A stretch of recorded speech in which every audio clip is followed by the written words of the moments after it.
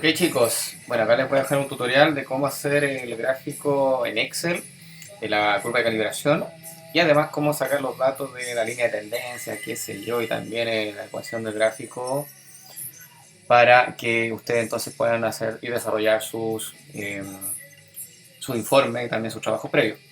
Entonces, acá tengo una planilla en Excel, yo ya la abrí, ¿cierto? Yo también manejo Numbers, pero les voy a mostrar en Excel que es lo más común, digamos. Eh, Y lo primero que tenemos que hacer entonces es colocar en una columna la concentración. La concentración en este caso del analito que nosotros queremos graficar. En este caso, concentración de proteínas, porque el práctico es de proteínas, ¿cierto? Ok, ¿qué pasó? Ahí está. Pro- proteínas. Ahí sí. Ya, súper. Muy que sensible este mouse. Bueno, claramente voy a subir un zoom para que usted lo pueda visualizar mejor, ¿cierto? Concentración de proteínas y también tenemos el otro otra columna que tiene que ver absorbancia. ¿Ok? Entonces, una vez hecho eso, lo que tiene que hacer posteriormente es poner los datos de concentración de proteína y el dato de absorbancia en forma paralela. ¿Ya? Absorbancia. Por ejemplo, acá yo tengo, tengo un montón de cosas aquí, pero bueno.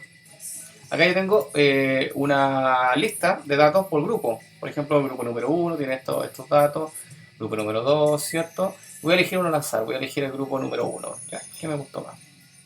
Entonces voy a elegir estos datos y usted tiene que utilizar los 5 primeros datos para hacer la curva de calibración, ¿ya? O sea, esos 5 primeros datos tiene que utilizar usted, ¿ya? Porque los otros datos de la muestra N y la muestra P que se aparecen aquí abajo, esos datos son para que se utilizan después para hacer el cálculo de concentración de proteínas de los suelos N y del suelo P. Pero entonces para la curva de calibración son esos los datos. ¿Qué hacemos entonces? Voy a empezar a tipear esos datos, obviamente en la columna que correspondan. Entonces, concentración del estándar, 0. Después tengo concentración del estándar, 3,2. Después tengo la concentración del estándar, 4,8. Posteriormente, 6,4. Y finalmente 8. Listo. Tengo entonces la concentración de proteínas tipeadas. Ahora tengo que tipear las absorbancias que corresponden. 0, 0 absorbancia.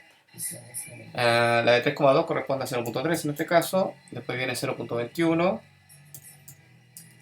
Después viene 0,289 y finalmente 0,389.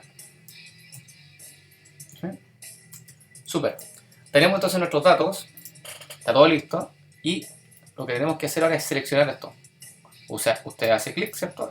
En la primera casilla, mantiene apretado el cursor y selecciona entonces los datos que usted quiere graficar. Y acá arriba, no sé si se da cuenta, tiene un montón de opciones. Dice inicio, dice insertar, dice diseño página, fórmula, etcétera. ¿Ya? Usted tiene que irse donde la palabra dice insertar o insert, que está en inglés obviamente. ¿Sí? Y ahí se va a ir acá, fíjese bien, ahí está mi mouse, ¿sí? Voy a mover el mouse para que lo vea. Ahí está, ahí, ese que dice dispersión X.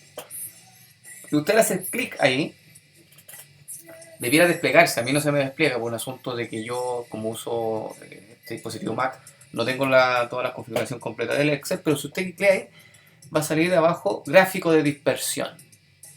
¿Ya? Y usted tiene que clicar nomás siempre gráfico de dispersión y con eso entonces se le va a generar un gráfico. ¿Dónde está? Un gráfico de un poquito. Un gráfico. Yo el gráfico lo tenía previamente listo. Acá está. ¿Ven? Como yo no tenía mi opción de hacer el gráfico, lo tuve que hacer en otra modalidad y ya lo tengo listo. ¿Sí? ¿Cómo sé yo que este gráfico corresponde a los datos que yo acabo de poner acá? Bueno, porque mire, fíjese, 0, 0.0. Recuerde que la concentración de proteínas tiene que quedar en el eje X y la absorbancia tiene que quedar en el eje Y. ¿Ok? Entonces, se da cuenta, el punto 0 concentración de proteína, tengo 0 absorbancia. Aquí dice 3, algo, entre 3 y 4, o de 3, algo, 3,2 aproximadamente. Miren, fíjense, ahí está, 3,2. Le da una absorbancia de 0,13. Y más o menos el valor del I es bajo 0,15, por lo tanto corresponde. Entonces, este es el gráfico que a mí me dio. Y así debería dar un gráfico a usted. Si el gráfico le da raro, probablemente es porque no usó comas y usó puntos. Ojo con eso. Que son datos, tips que de repente suceden. Ok, una vez entonces que tiene su gráfico, y lo voy a agrandar esto para acá al lado, usted este gráfico lo puede mover, ¿cierto? Que si yo lo voy a dejar acá. Y aquí usted se posiciona sobre cualquier punto de los que obtuvo. Se posiciona y hace clic derecho. ¿Sí? Cuando usted haga clic derecho, se va a desplegar este menú, en donde dice eliminar, restablecer, etcétera. Y quiero o tengo que irme aquí donde dice agregar línea de tendencia. Y aquí hago clic. Y cuando hago clic se me debiera desplegar una opción al lado. Aquí está, se desplegaron. ¿Ven? Y nos deja en lineal nomás, porque la línea de tendencia que nosotros queremos es lineal. No queremos ni logarítmica, ni polinómica, no, solo lineal. Es importante aquí es chiclear esto. Señalar intersección. Nosotros queremos señalar intersección porque como tenemos un tubo blanco en donde hay cero concentración de proteína y cero de absorbancia, hacemos clic ahí. Y también hacer clic en mostrar ecuación de gráfico. Y así van a obtener entonces la ecuación de gráfico. Ahí se mostró. ¿Ven? ¿Se dan cuenta que acá está? ¿Sí? Y la puedo mover incluso. Bien. Esta es la ecuación de gráfico. Y además, sigamos. Y además, ¿dónde está esto? Voy a volver a repetirlo. ¿Ah? Ahí, línea de tendencia entonces. Ahí. Ahí está. Línea de tendencia. ¿Sí? Le dijimos entonces insertar la intersección en cero, ¿cierto? Mostrar la ecuación de gráfico, que ya lo hice, va a volver a mostrar la ecuación de gráfico si yo lo vuelvo a clicar. Y también tiene que clicar esto, presentar el R cuadrado del gráfico, para ver qué tan dispersos están sus datos. ¿Ok? Les recuerdo que el R cuadrado tiene que ser sobre 0,95 para ser confiable. Bajo ese número ya no es confiable el factor de correlación, que es este R cuadrado. Entonces con eso obtuve mi ecuación y obtuve mi R cuadrado. Listo. Ahora puedo calcular la concentración de proteína de mis muestras provenientes de mis pacientes. Porque simplemente esto es para hacer la curva de calibración. La curva de calibración que aquí la tengo, en este gráfico, y lo hice básicamente ahora para obtener esta ecuación. Ahora con esta ecuación, y voy a hacer un zoom para que ustedes lo vean acá, con esta ecuación entonces yo puedo calcular la concentración de proteínas de mi suero de mis pacientes. Por ejemplo, sí, voy a seguir con el mismo ejemplo de este grupo. El grupo número 1. Bueno, voy a hacer grupo, voy a sacar, miren, los datos del grupo número 1 acá. Miren, aquí. Dice que la muestra N es de 0,363 de absorbancia. Como yo sé que la absorbancia, yo la grafiqué en el eje Y, lo único que tengo que hacer entonces es reemplazar este número 0,363 en Y. Y despejar X. Y cuando despejo X, voy a obtener la concentración de proteína porque en el eje X está la concentración de proteína. ¿Ok? Entonces en mi caso, yo puedo poner entonces, básicamente, miren, la absorbancia entonces, o el suero mejor dicho, el suero, tengo el suero N y tengo el suero P. Y aquí pongo abs de absorbancia. El suero N es 0.363, y en el suero P es 0.476. 0.476. ¿Ok?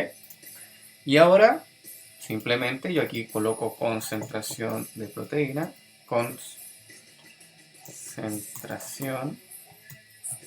concentración nomás le voy a colocar, ¿ya? Y yo sé obviamente que la concentración de proteína es muy fácil sacarla, porque lo único que tengo que hacer ahora es reemplazar este 3,63 en Y, en esta ecuación, y por lo tanto este término que está multiplicando a X pasaría dividiendo. Por lo tanto, la absorbancia la tengo que dividir por 0,0462 en este caso.